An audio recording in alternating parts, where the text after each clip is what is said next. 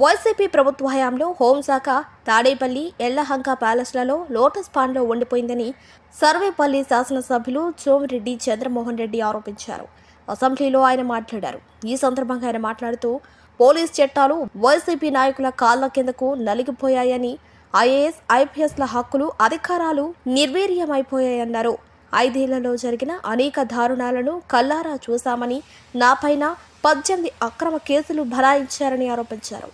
Rain భవన్లు police స్టేషన్లలో కూర్చోబెట్టారని, ఎన్నో అనుభవించామని పేర్కొన్నారు. రాజకీయాల్లో అనేక ఆస్తులు పోగొట్టుకున్నా నేను నా సొంత పొలం 2.30 ఎకరాలు అమ్ముకుంటే దానిపైన నాన్ బెయిలబుల్ కేసు పెట్టి స్టేషన్లో కూర్చోబెట్టారని, సర్వేపల్లి నియోజకవర్గం పొదలకూరు మండలంలోని రుస్తుం మైన్కు డిసెంబర్ 2వ తేదీ 16వ తేదీ వెళ్లానని, సుమారు 14 భారీ ప్రొక్లైన్లు 30 డంపర్లు అక్రమ మైనింగ్ చేస్తున్నాయని పేర్కొన్నారు. అక్రమ మైనింగ్లో భాగంగా చేస్తున్న బ్లాస్టింగ్లతో ఇళ్లన్నీ కదిలిపోయి తాము పడుతున్న కష్టాలను చెప్పి స్థానిక గిరిజనులు బోరుమన్నారని, డిసెంబర్ 16వ తేదీన అదే మైన్లో సత్యాగ్రహ దీక్ష చేపట్టానని, జరుగుతున్న దారుణాలను కల్లారా చూశానని సోమిరెడ్డి పేర్కొన్నారు. అక్కడి నుంచే ప్రధానమంత్రికి, కేంద్ర మైనింగ్ శాఖ మంత్రి ప్రహ్లాద్ జోషికి, మైనింగ్ సెక్రటరీకి ఫిర్యాదులు పంపారని, జనవరి 1న స్టేట్ మైనింగ్ సెక్రటరీ అధికారి ద్వివేది స్పందించి మైనింగ్ ఆపారని పేర్కొన్నారు. నేను సత్యాగ్రహ దీక్షలో ఉన్నప్పుడు నాపైకి 2 బస్సుల్లో హిజ్రాలను, మరో 2 బస్సుల్లో రౌడీలను పంపారని, మొత్తంగా 400-500 మంది హిజ్రాలు, రౌడీలను నాపైకి ఉసిగొల్పారని, పోలీసులు కూడా వారికే సపోర్టుగా నిలిచారని సోమిరెడ్డి పేర్కొన్నారు. అత్యంత అమాయకులు, నిరక్షరాస్యులైన గిరిజనులకు న్యాయం చేయడంతో పాటు వారికి రక్షణ కల్పించాల్సిన బాధ్యత మన ప్రభుత్వంపై ఉందని సోమిరెడ్డి పేర్కొన్నారు. పిల్లోడు ఉస్మాన్ వెంకటాచలం ఎక్కడో చెట్టు కింద బీరు తాగుతున్నారు 2-3 ఫ్రెండ్స్తో. ఇతను పోయి కొడితే అతను ఒళ్ళంతా నొప్పులతో 22 ఏళ్ళ కుర్రోడు, పెళ్లి కాని కుర్రోడు ఇంటికి పోతే వాళ్ళ అమ్మ చెప్పింది, ఓపెన్గా చెప్పింది, అయ్యా రాత్రి ఒళ్ళు నొప్పులు కరిముల్లా ఎస్ఐ కొట్టాడు అని అంటే నేను కాపటం పెట్టాను, ఉదయం లేచేటప్పటికి మంచం మీద శవంగా తేలాడని చెప్పింది. ఇంకొక కుర్రోడు 45 సంవత్సరాలు షాజహాన్ పక్కన కనుపూరు, ఆ కోవిడ్ టైంలో ఒక షెడ్లో, అంటే రైతులు పంప్ చేసుకునే షెడ్లో చీట్ల ప్యాక్ ఆడుతుంటే 3-4 ఇతను కొడితే, పక్క రోజు అంతా వాళ్ళ భార్య తల్లి ఎతికితే ఒక గెనం పక్కన డెడ్ బాడీ ఉంటే అది తీసుకుపోతే మేమందరం వాళ్ళని మా తెలుగుదేశం మైనారిటీ సెల్ అధ్యక్షుడు నంద్యాల నుంచి కూడా పిలిపించాం. ఆ కుటుంబాలన్నీ పరామర్శించాం, మేము చేయగలిగిన చిన్న సహాయం చేశాం. అదే కరిముల్లా బంగారం దొంగతనం కేసులు దొరికి మొన్న సస్పెండ్ అయినాడు. నెల రోజులకి రీఇన్స్టేట్ అయినాడు. 3 హత్యలు.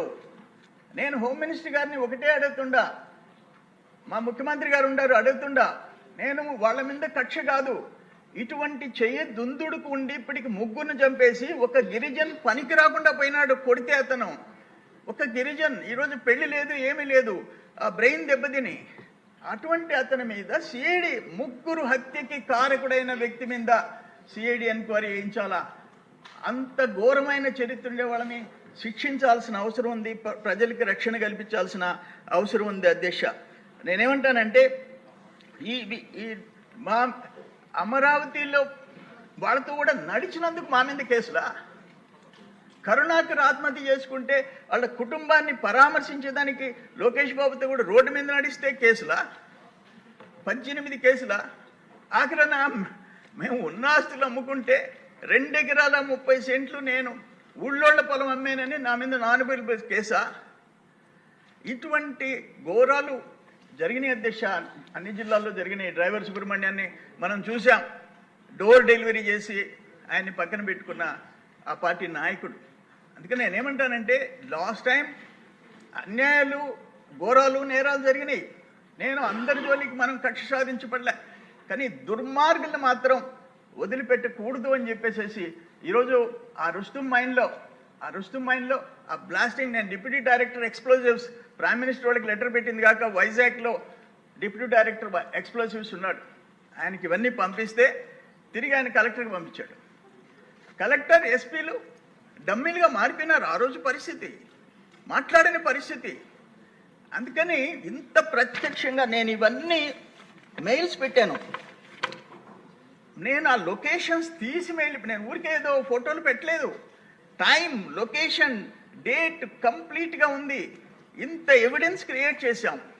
కానీ వాళ్ళని అటువంటి దుర్మార్గుల్ని మాత్రం శిక్షించాల్సిన పరిస్థితి ఉంది. ఇంకొకటి హోమ్ మినిస్టర్ గారికి నేను చెప్పేది ఏంటంటే, గిరిజనులు అమాయకులు, నిరక్షరాస్యులు, వాళ్ళు మోసపోయే దానికి ముందుండే వాళ్ళు, వాళ్ళ భూములు రాష్ట్ర వ్యాప్తంగా నేను చెప్పేది, ఎవరైతే గవర్నమెంట్ భూములు ఆ ప్రీ హోల్డ్ అని ఒకటి పెట్టుకొని అంతకుముందు రికార్డ్స్ మార్చి, ఇవన్నీ నా కాన్స్టిట్యున్సీలో 6.5 ఎకరా 7 మంది గిరిజనులు 1 ఎకరా 35 లక్షల లెక్కన వాళ్ళ చేతిలో ఏదేదో చెప్పి ఆ పేపర్స్ తీసుకొని మోసం చేసుకొని వేరే కంపెనీకి అమ్మేసి నేను బయట తీస్తున్న ప్రయత్నం చేస్తున్నాను. అందుకని వాళ్ళ విషయంలో హోంశాఖ ప్రత్యేకమైన వాళ్ళకి రక్షణ కల్పించేదానికి ఒక కన్నేసి పెట్టాల్సిన అవసరం ఉందని చెప్పేసి తెలియజేస్తూ సెలవు తీసుకుంటాను.